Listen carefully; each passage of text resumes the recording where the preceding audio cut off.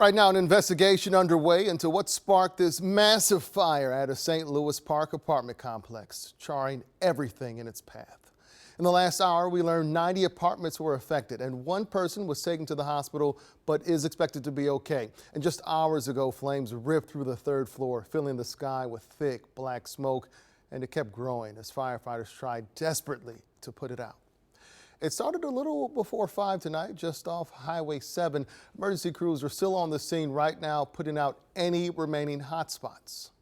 Thanks for joining us at 10 on air and streaming. I'm Kevin Holmes. Tonight we're hearing the harrowing stories of residents inside when the alarms went off, describing the terror once they realized what was taking place. Gordon Severson joins us live with our top story. Gordon. Well, you were just talking about hotspots. They're literally putting one of them out right now. A firefighter just walked over a minute ago and started spraying water here behind me. And I looked it up, and according to online records, this apartment building has 167 units. So that means more than half of them were damaged by this fire, possibly even more of them damaged by the water and the smoke. I talked to one man who was inside his apartment when the fire started.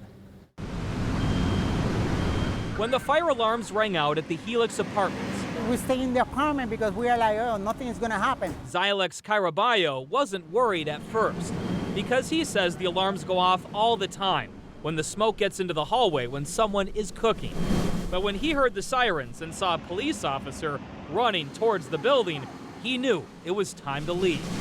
Basically, I grab my cats, grab my stuff, and then we get out. Outside, he got his first look at the building, and he couldn't believe what he saw. With the wind, you can see the flame like 10 or 12 feet above the roof. So it was bad. It was bad. He and his wife live on the third floor. He doesn't think the flame spread far enough to reach his unit, but he still expects to lose everything inside. Just like water damage, smoke damage, but I'm pretty sure it's floating. The Salvation Army is helping families that don't have a home to sleep in tonight. We should do that. That's what community is. Neighbors like Melissa Larson stop by with water and drinks to keep everyone safe in the heat. We can only do what we can do with whatever means we have. The damage is devastating, but at the end of the day, Zylex says he's grateful that everyone he cares about made it out alive. I have my wife out, I have my cat, my kid doesn't live here, but they are all here. So we are good, thank God, so we're good. And several people that I talked to here at the scene told me that it felt like just a few minutes after the fire started that the flames were starting to die down a little bit, but then they told me that the wind came in and it really kicked things up again and started to spread further down the building. Now, according to a spokesperson for the city, they believe possibly this fire may have started on a balcony on the third floor, but they say fire investigators are still trying to figure out, trying to confirm if that is really the case. Yeah, we were monitoring this here in the newsroom as everything was going down. And it seems like what the flames didn't destroy, the water damage very well may, but at least everyone seems to be in good spirits given the circumstances. Gordon, thank you. A live look outside now with a few showers around the metro as we speak. It's also starting to feel a bit more comfortable, but an even bigger change is on the way. Jamie Cagle in the backyard with the first look. Jamie. Hey, yeah, in fact, a couple minutes ago needed this umbrella. But about, I'd say 60 seconds ago, as we were listening to Gordon Severson, rain let up. So we have this little line moving through the cities, a much heavier rainfall coming across Rice Lake, Wisconsin at this hour. That is going to continue to drop southeasterly. We haven't had a severe thunderstorm warning since 8:15 this evening. So these are going to produce some pretty heavy rainfall. You might get a little bit of a gust of wind. Maybe some small hail embedded in there, but 95 and 78, those are the numbers for today. Yet another day at above 90 degrees. 89 right now, dew point at 71 makes it feel like 95, but again, we got to wait till Tuesday before we start to feel big relief around here. Tomorrow won't be too bad. I'll have all those details in a few minutes. Well, right now, firefighters rushing to contain 16 wildfires in the Superior National Forest in Canada. 3 of those are inside the Boundary Waters. Altogether, they're burning more than 77,000 acres. Let's put this in perspective. It's larger than the size of Minneapolis and St. Paul combined. More than 500 firefighters are on scene, with more crews arriving every day. But the unprecedented situation has led to evacuation orders for thousands.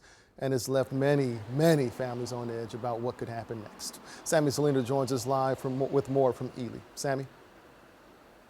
Yeah, Kevin, we know, as you said, that thousands have evacuated. Many have ended up here in Ely. I actually spoke with a woman who is staying with a friend after she evacuated her property on Cedar Lake, and that property is so special. It holds a lot of fond memories for her and her family.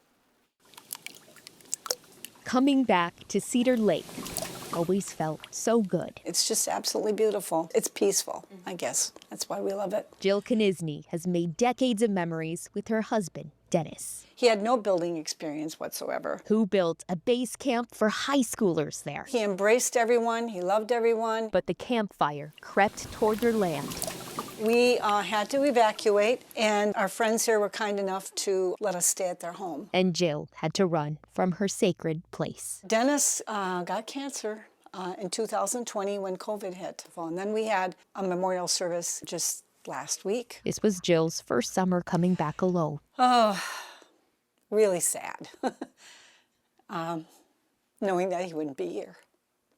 Dennis in the camp had probably the biggest impact on forming me as a person. Scott Taylor, Just like shower mold, I just keep coming back. fell in love with Cedar Lake when he was a teen. Hey, Scott. After he lost his father and stepdad a few years apart. Look what Scott made. But he found comfort in Dennis and the home he built. He just kind of stepped right in and that role of a father figure. But with yesterday's winds, he and Jill worried it would push the fire to the place they love. Hopefully everything looks really wet. Lucky for them, the fire didn't visit. Things aren't as neat as we would like them to be because we had to leave in a rush. Jill and Scott say Dennis is in every trail, every post, he's in every nail. they feel Dennis here. Especially when I find the channel locks.